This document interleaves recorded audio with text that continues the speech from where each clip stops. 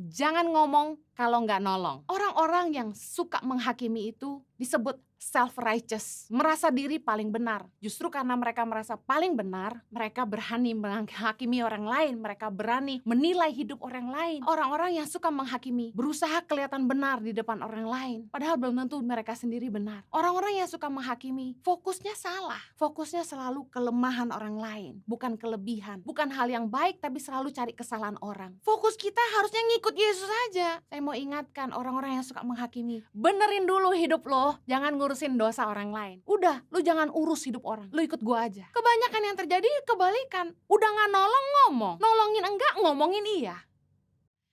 Baik, saya akan masuk kepada kebenaran firman Tuhan.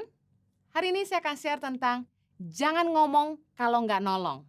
Matius 7 ayat 1 bilang gini, jangan kamu menghakimi supaya kamu tidak dihakimi. Dari zaman Yesus sudah ada geng gosip.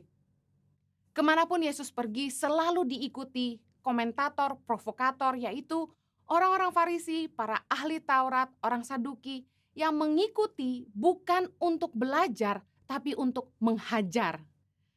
Sama dengan beberapa orang yang follow Instagram hamba-hamba Tuhan, bukan untuk belajar tapi untuk menghajar. Mereka mengikuti kemanapun Yesus pergi bukan untuk belajar firman, tetapi untuk mencari kesalahan Yesus, menghakimi Yesus, dan melemparkan isu-isu untuk memprovokasi, untuk menjatuhkan Yesus. Bahkan ketika mereka bertanya, bukan karena mereka ingin mengerti, tapi mereka bertanya karena ingin menjebak Yesus. Mari kita lihat sama-sama dalam Yohanes 8 ayat yang ketiga. Maka ahli-ahli Taurat dan orang-orang Farisi membawa kepadanya seorang perempuan yang kedapatan berbuat zina. Mereka menempatkan perempuan itu di tengah-tengah lalu berkata kepada Yesus, Rabi, perempuan ini tertangkap basah ketika ia sedang berbuat zina. Ayat kelima, Musa dalam hukum Taurat memerintahkan kita untuk melempari perempuan-perempuan yang demikian. Apakah pendapatmu tentang hal itu? Ayat ke-6, mereka mengatakan hal itu untuk mencobai dia supaya mereka memperoleh sesuatu untuk menyalahkannya. Tapi Yesus membungkuk lalu menulis dengan jarinya di tanah. Kita bisa lihat bahwa ini adalah salah satu contoh perikop di Alkitab yang menceritakan bagaimana para provokator, komentator, orang-orang yang mengikuti Yesus bukan untuk belajar tapi untuk menghajar. Para ahli Taurat, orang Farisi yang sengaja mencobai Yesus dengan melemparkan pertanyaan di depan orang banyak. Menarik bagaimana Yesus meresponi para followers toksik yang datang mengikuti dia bukan untuk belajar tapi untuk menghajar, untuk mencari kesalahan Yesus. Yesus bersikap cuek saja. Seperti pepatah yang berkata, biarkan anjing menggonggong, kafilah tetap berlalu. Kita perlu belajar dari respon Yesus terhadap omongan-omongan negatif yang orang lemparkan kepada kita, termasuk di sosial media. Jangan pusingin omongan orang yang negatif. Jalan terus, berkarya terus. Jangan mau terjebak dalam sakit hati, apalagi sampai membalas tingkah laku mereka. Apalagi menghakimi mereka, karena kemudian kita akan jadi sama seperti mereka. Mari kita lihat bagaimana cara Yesus menjawab provokasi orang Farisi. Satu hari ketika Yesus mengusir setan, dalam Matius 12 ayat 24, tetapi ketika orang Farisi mendengarnya, mereka berkata, dengan Beelzebul, penghulu setan, ia mengusir setan. Kemudian respon Yesus di ayat 34, hai kamu keturunan ular beludak, bagaimanakah kamu dapat mengucapkan hal-hal yang baik, sedangkan kamu sendiri jahat? Karena yang diucapkan mulut meluap dari hati. Orang yang baik mengeluarkan hal-hal yang baik dari perbendaharanya yang baik, dan orang yang jahat mengeluarkan hal-hal yang jahat dari perbendaharaannya yang jahat. Tetapi aku berkata kepadamu, setiap kata sia-sia yang diucapkan orang harus dipertanggungjawabkannya pada hari penghakiman. Yesus memberikan kecaman dan peringatan keras kepada orang-orang Farisi yang suka memprovokasi. Orang-orang yang memfitnah, yang membuat isu-isu yang tidak berguna. Ketika Yesus mengusir setan, mereka malah membuat isu dan fitnah bahwa Yesus mengusir setan dengan kekuatan yang dari setan. Saya mau bilang gini, banyak orang yang akan selalu mengeluarkan perkataan-perkataan negatif. Banyak orang yang suka mencelah, mencemooh orang lain, bahkan memberikan penilaian yang negatif, menghakimi hidup orang lain. Hati-hati, Yesus berkata gini, orang yang hatinya baik akan mengeluarkan hal-hal yang baik dari mulutnya. Tapi orang yang hatinya jahat, gak mungkin ngomong hal-hal baik, pasti hal-hal jahat. Jadi hati-hati ketika kita mulai komen yang negatif tentang hidup orang lain, yang harus kita bereskan hati kita. Karena perkataan mulut meluap dari hati. Kalau kita bisa ngomong yang gak baik tentang orang lain, berarti hati kita sendiri gak baik. Dan Yesus kasih peringatan yang keras di sini, bahwa setiap kata sia-sia yang diucapkan orang harus dipertanggungjawabkannya pada hari penghakiman. Ingat, kita hidup gak cuma hari ini aja. Jangan hidup seolah-olah kita gak akan ada selesainya. Satu hari nanti kita akan menghadap tahta penghakiman. Siap gak kita mempertanggungjawabkan setiap perkataan yang kita ucapkan? Kita boleh komentar, kita boleh ngomong apa saja, tapi Yesus kasih peringatan bahwa setiap kita harus mempertanggungjawabkan setiap perkataan kita. Orang-orang yang suka menghakimi itu disebut self-righteous, merasa diri paling benar. Justru karena mereka merasa paling benar, mereka berani menghakimi orang lain, mereka berani menilai hidup orang lain. Kalau orang tidak merasa dirinya benar, dia akan hati-hati menilai hidup orang lain. Gimana dia mau nilai hidup orang lain kalau dia aja belum tentu benar? Ada orang-orang yang suka menghakimi, berusaha kelihatan benar di depan orang lain, padahal belum tentu mereka sendiri benar. Orang-orang yang suka menghakimi, fokusnya salah. Fokusnya selalu kelemahan orang lain, bukan kelebihan. Bukan hal yang baik, tapi selalu cari kesalahan orang. Saya mau ingatkan orang-orang yang suka menghakimi, jangan berpikir Anda yang paling benar. Orang-orang yang suka menghakimi ini hobinya duduk di kumpulan gosip, komunitas gosip. Membicarakan hidup orang lain, masalah orang lain, menilai anak orang lain, menilai pernikahan orang lain. Herannya hobinya ngomongin orang tapi gak suka nolongin orang. Saya selalu bilang ini, jangan ngomong kalau gak nolong. Ngomongin urusan rumah tangga orang, kita nolong gak? Ngomongin hidup orang lain, kita nolong gak? Jangan ngomong kalau gak nolong. Matius 12 ayat 36. Yesus tadi bilang gini, setiap kata sia-sia yang diucapkan orang harus dipertanggungjawabkan pada hari penghakiman. Ingat, dengan siapa kita duduk hari ini akan menentukan masa depan kita. Jangan duduk sama orang-orang yang suka cemooh. Mazmur 1 ayat 1 bilang gini, berbahagialah orang yang tidak berjalan menurut nasihat orang fasik, yang tidak berdiri di jalan orang berdosa, dan yang tidak duduk dalam kumpulan pencemooh.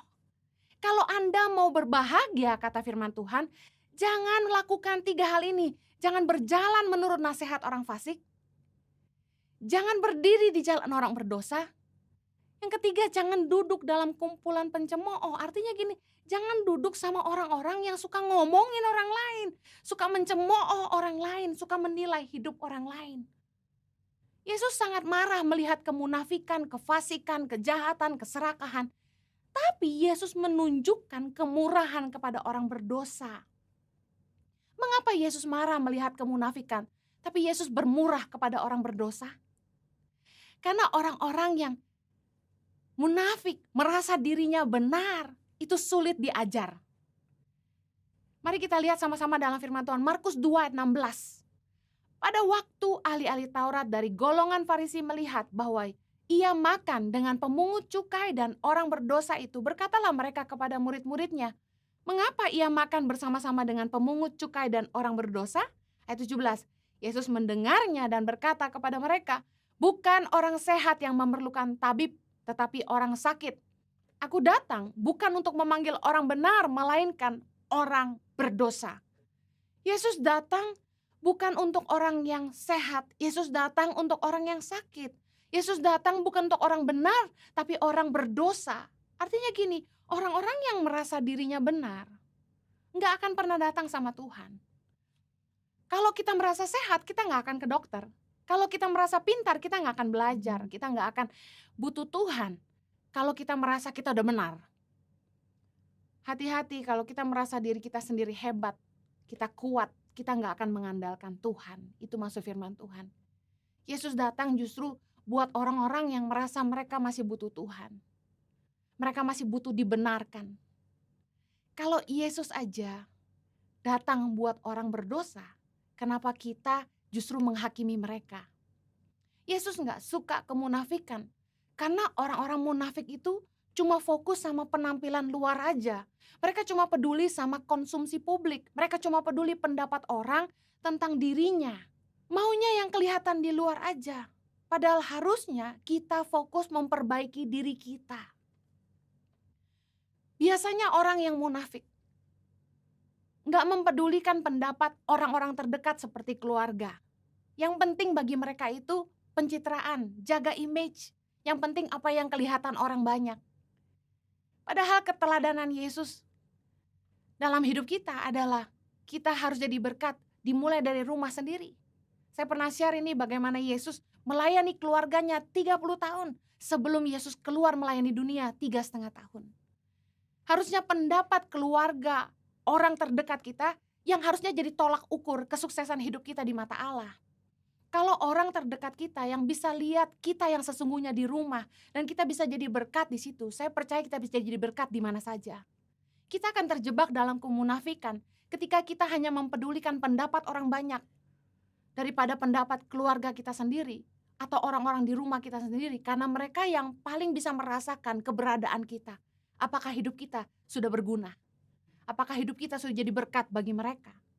Kita akan terjebak ke dalam kemunafikan kalau kita cuma peduli penampilan luar aja.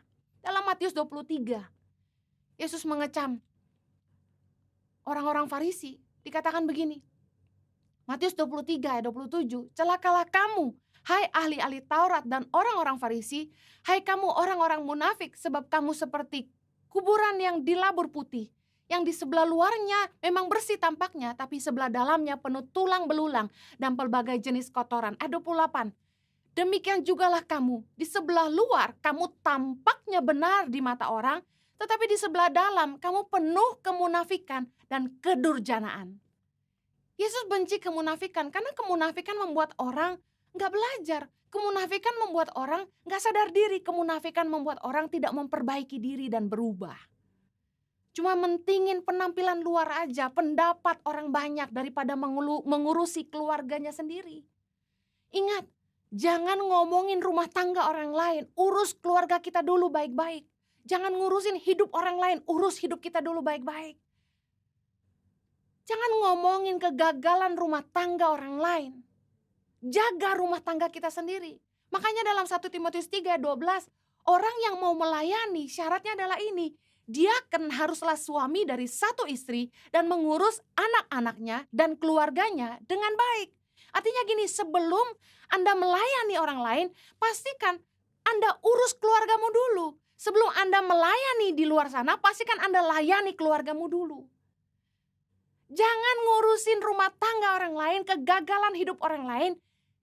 Urus rumah tangga kita sendiri dulu. Hati-hati membicarakan anak orang, pernikahan orang. Jangan sampai anak kita dan kita sendiri juga sama. Satu hari ada orang yang menyampaikan kepada saya begini, Henny, dulu keluarga besar membicarakan orang tua kamu yang berpisah, keluarga broken home dan lain sebagainya. Hari ini salah satu dari mereka yang mengatai kami, anaknya sendiri bercerai. Orang ini sampaikan itu ke saya dan saya langsung tertegun dan saya sadari bahwa firman Tuhan ini jadi kenyataan. Matius 7 ayat 2. Karena dengan penghakiman yang kamu pakai untuk menghakimi, kamu akan dihakimi. Dan ukuran yang kamu pakai untuk mengukur akan diukurkan kepadamu. Hati-hati banget melemparkan penghakiman, penilaian atas hidup orang lain. Karena firman Tuhan berkata dalam Matius 7 ayat 2, Yesus bilang sama kita, penghakiman yang kita pakai untuk menghakimi akan diukur juga pada hidup kita. Jangan sampai kita ngomongin orang, kita sendiri bikin yang sama. Jangan sampai kita ngomongin anak orang lain, kemudian anak kita juga begitu. Hati-hati menilai hidup orang lain. Urus rumah tangga kita dulu, jangan ngurusin rumah tangga orang lain. Jangan terlalu rajin ngomongin orang. Kita cuma boleh nolong, gak boleh ngomong. Benerin hidup kita dulu, jangan ngurusin hidup orang lain. Dalam Yohanes 8 ayat 7, ketika mereka membawa perempuan yang kedapatan berbuat zina, dan mereka terus bertanya kepada Yesus, akhirnya Yesus bangkit lalu bilang sama mereka gini, barang siapa di antara kamu tidak berdosa, hendaklah ia yang pertama melemparkan batu kepada perempuan itu. Lalu ia membungkuk pula dan menulis di tanah. Tapi setelah mereka mendengar perkataan itu, pergilah mereka seorang demi seorang, mulai dari yang tertua. Akhirnya tinggallah Yesus seorang diri dengan perempuan itu yang tetap di tempatnya. Luar biasa. Yesus itu ngomong sama kita dengan bahasa sederhana gini. Benerin dulu hidup lu, jangan ngurusin dosa orang lain. Sederhana banget Yesus ngomong. Kalau lu ngerasa lu gak dosa, lu lempar batu duluan. Artinya gini, kalau lu ngerasa hidup lu bener, silakan lempar batu. Masalahnya kan gini, hidup semua kita gak bener, makanya mereka satu-satu pergi. Mulai dari yang tertua yang katanya dosanya paling banyak. Benerin dulu hidup lo, jangan ngurusin dosa orang lain, bahasa prokemnya. Mari kita lihat Yohanes 8 ayat 10. Lalu Yesus bangkit berdiri dan berkata kepadanya, hai perempuan, di manakah mereka? Tidak adakah seorang yang menghukum engkau? Jawabnya, tidak ada Tuhan. Lalu kata Yesus, aku pun tidak menghukum engkau. Pergilah dan jangan berbuat dosa lagi, mulai dari sekarang. Kalau Yesus aja gak menghakimi, kenapa kita harus menghakimi?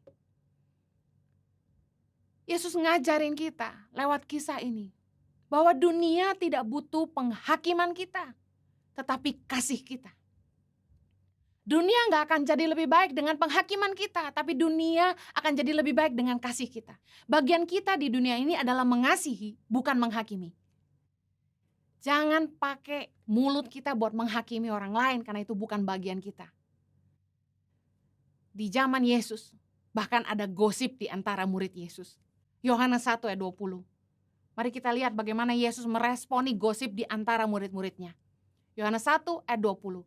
Ketika Petrus berpaling, ia melihat bahwa murid yang dikasihi Yesus sedang mengikuti mereka, yaitu murid yang pada waktu mereka sedang makan duduk berdekat Yesus dan berkata, Tuhan, siapakah dia yang akan menyerahkan engkau? Ayat 21.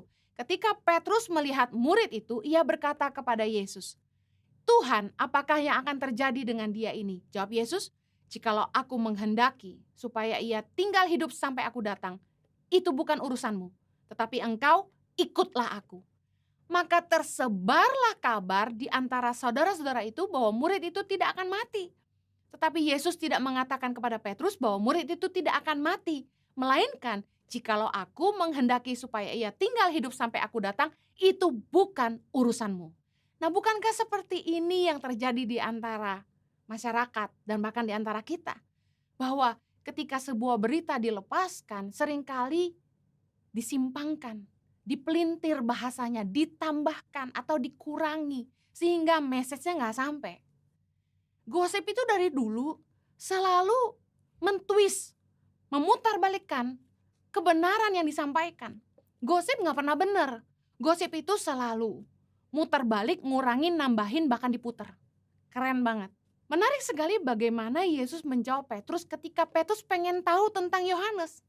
Ketika Petrus mau kepo dengan hidup Yohanes dan masa depannya. Yesus bilang gini, kalau aku menghendaki supaya dia tinggal hidup sampai aku datang, itu bukan urusanmu, tetapi engkau ikutlah aku. Jadi artinya gini, kita gak usah fokus ngurusin hidup orang lain. Fokus kita harusnya ngikut Yesus aja. Selain kita mau nolong orang, jangan ngomongin orang. Kebanyakan yang terjadi kebalikan, udah gak nolong ngomong. Nolongin enggak, ngomongin iya. Mari kita belajar dari Yesus. Udah, lu jangan urus hidup orang. Lu ikut gua aja, gitu kasarnya. Kebanyakan yang terjadi malah seperti yang di antara murid Yesus. Kabar yang disiarkan. Dengar baik. Jangan berusaha menjatuhkan orang lain. Jangan berusaha mengkoreksi hidup orang lain. Waktu yang kita sia-siakan untuk ngurusin hidup orang lain dan menjatuhkan orang lain bisa kita pakai buat membangun hidup kita sendiri. Daripada bikin akun sosmed bodong untuk mencela karya dan hidup orang lain, lebih baik periksa hidup kita sendiri dan bertanya sama diri sendiri, saya sudah buat apa? Udah bikin apa? Ingat, umur kita di dunia ini pendek, life is short. Ngapain buang tenaga, buang waktu buat menilai hidup orang, menjatuhkan orang. Bahkan sempet-sempetnya gitu loh, bikin akun bodong cuma buat mencela karya orang lain, mencela hidup orang lain. Cuma buat kasih dislike di akun orang lain. Ngapain? Move on dengan hidupmu sendiri. Udah lupain. Orang yang kerjaannya sibuk menghakimi orang, saya lihat alasannya cuma dua. Either dia iri hati atau dia sakit hati. Firman Tuhan jelas, kalau kamu sakit hati, ampuni. Kalau kamu iri hati, beresin hatimu sendiri. Jangan sibuk menghakimi orang dan menjatuhkan orang lain. Jangan sibuk deh menghakimi. Ingat, setiap kita harus mempertanggungjawabkan hidup kita sendiri. Roma 14 ayat 12 bilang gini, demikianlah setiap orang di antara kita akan memberi pertanggungan jawab tentang dirinya sendiri kepada Allah. Daripada kita sibuk sakit hati, iri hati sama orang lain, lebih baik kita bangun hidup kita sendiri. Saya sedih ngeliat orang-orang yang iri hati, sakit hati, ngomongin A, ngomongin B, hidupnya gak kemana-mana, jalan di tempat aja. Galatia 6 ayat 4. Baiklah tiap-tiap orang menguji pekerjaannya sendiri, maka ia boleh bermegah melihat keadaannya sendiri dan bukan melihat keadaan orang lain. Ingat, uji pekerjaanmu dan hidupmu sendiri. Galatia 6 ayat 4 ini keren. Tiap-tiap orang harus menguji pekerjaannya sendiri.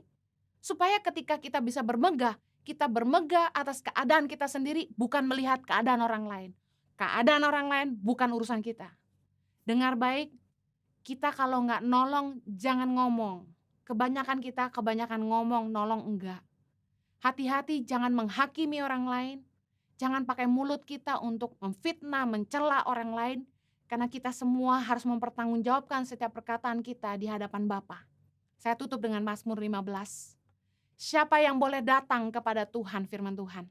Ayat kedua, yaitu dia yang berlaku tidak bercela, yang melakukan apa yang adil dan yang mengatakan kebenaran dengan segenap hatinya, yang tidak menyebarkan fitnah dengan lidahnya, yang tidak berbuat jahat terhadap temannya, dan yang tidak menimpakan cela kepada tetangganya, yang memandang hina orang yang tersingkir, tetapi memuliakan orang yang takut akan Tuhan, yang berpegang pada sumpah walaupun rugi, yang tidak meminjamkan uangnya dengan makan riba, dan tidak menerima suap melawan orang yang tak bersalah. Siapa yang berlaku demikian tidak akan goyah selama-lamanya. Saya percaya apapun keadaan Anda, ayo fokus perbaiki dirimu. Sadari kesalahanmu dan berubahlah. Kalau engkau mau hidupmu kokoh, tidak goyah, lakukan hal-hal ini. Jangan sampai berlaku yang bercelah. Jangan sampai mengatakan kebohongan. Jangan sampai menyebarkan fitnah dengan lidah. Jangan berbuat jahat sama orang. Jangan menimpakan cela terhadap orang lain. Ayo, jaga perkataanmu, urus hidupmu sendiri. Pastikan hidup kita benar, bukannya kita menilai hidup orang lain benar atau salah. Bagian kita bukan menghakimi, bagian kita mengasihi. Mari kita berdoa. Bapa di sorga, terima kasih buat kebenaran firman-Mu yang menyadarkan kami. Tuhan tolong supaya kami boleh terus belajar untuk memperbaiki hidup kami, menjaga perkataan kami, supaya kami boleh kedapatan benar di hadapan Tuhan. Biarlah kami boleh menguji hidup kami masing-masing dan bukan hidup orang lain. Tolong kami Tuhan untuk menghidupi kebenaran firman-Mu. Demi nama Yesus kami berdoa. Amen.